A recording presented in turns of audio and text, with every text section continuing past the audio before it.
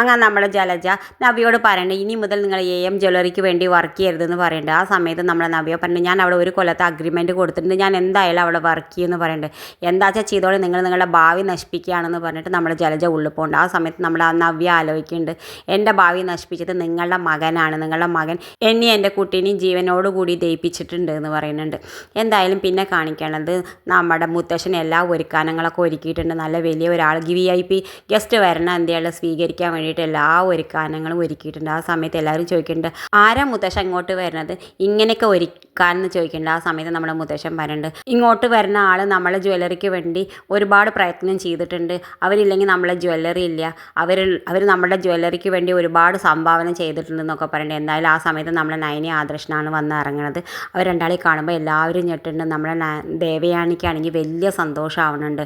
എന്തായാലും നമ്മുടെ മുത്തശ്ശൻ്റെ അടുത്തേക്ക് ആദർശ് ഓടി വന്ന് കെട്ടിപ്പിടിക്കുന്നുണ്ട്. ഇത് കാണിച്ചുകൊണ്ടാണ് ഇന്നത്തെ പ്രൊമോ അവസാനിക്കേണ്ടത്. ഇതുപോലെ പ്രൊമോ വിശേഷങ്ങൾ നിങ്ങളുടെ മുന്നിൽ എളുപ്പത്തിൽ എത്താൻ ഈ ചാനൽ സബ്സ്ക്രൈബ് ചെയ്യണേ.